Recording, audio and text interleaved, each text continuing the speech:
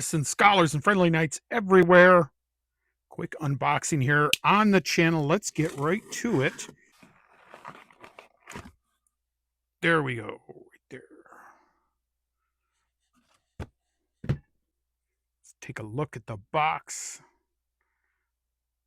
The Burris FastFire E. So this is a enclosed emitter reflex sight. It's one of those TV sights. Everyone says looks like there's a TV sitting on top of your pistol. So again, this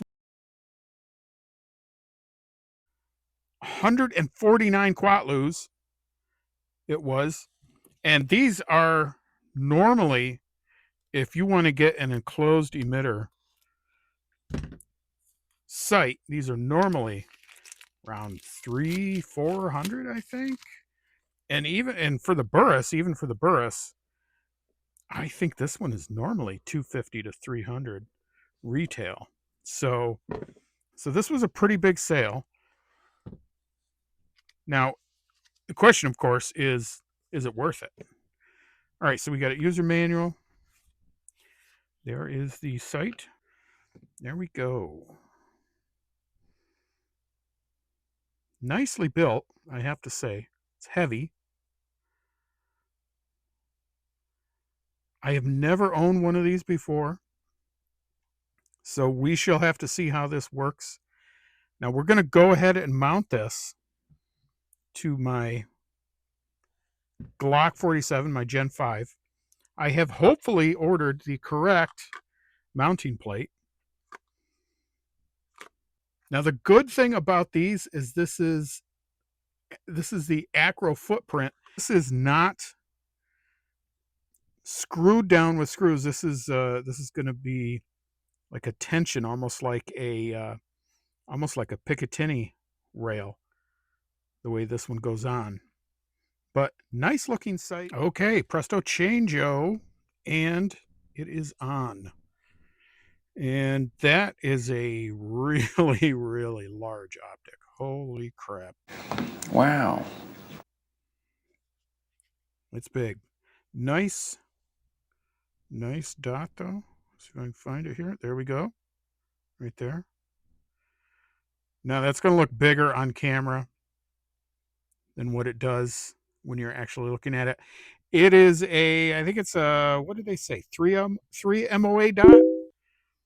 And it is green. I needed green. I have astigmatism. If you also have astigmatism, you understand the reasoning. Here is the stats. It is 3.5 MOA. 60,000 hours. It is auto shut off, which is awesome. Shockproof, waterproof, fog proof. IPX7 rated for waterproofing. 1 lithium-ion battery. Sight window, there it is large. The sight window is large, and that is the magical thing about these is it gives you a very large sight window, and that dot is hard to miss. You've got directionals here and here. Got one right where your sight goes. So more tools to help you get on target quicker. You know, we shall see. This is only my second pistol red dot I've ever had.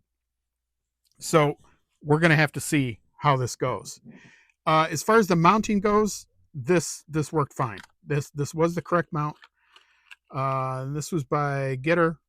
I've never heard of them before. Yeah, maybe I have. I have heard of their stuff. 149 quatlus is what we got it for. Let's address the elephant in the room right now. And yes, it's a Burris. They are generally thought of as budget minded.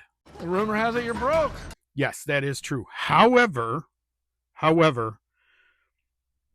you know, they know their glass. Let's be fair about that. The XTR3, the Veracity long range rifle scopes are highly respected. The FastFire E, they're trying to bring that legit kind of quality down to more competitive handgun shooting. Whether this holds up or not, we will see in real time, because I am taking this setup to IDPA that I do every week, and we're going to find out. So the design, it's monolithic machined 70-75 aluminum housing, fully closed emitter, no mud, no rain, no lint, nothing getting in the glass. It uses the Aimpoint Acro footprint, and that is important because now while there is the plate does have screws keeping it down. The red dot itself is on there by tension, kind of like a Picatinny rail. So also battery is side loading. No, you don't. It's right here. You don't have to worry about taking the Optic off to load it with a new battery.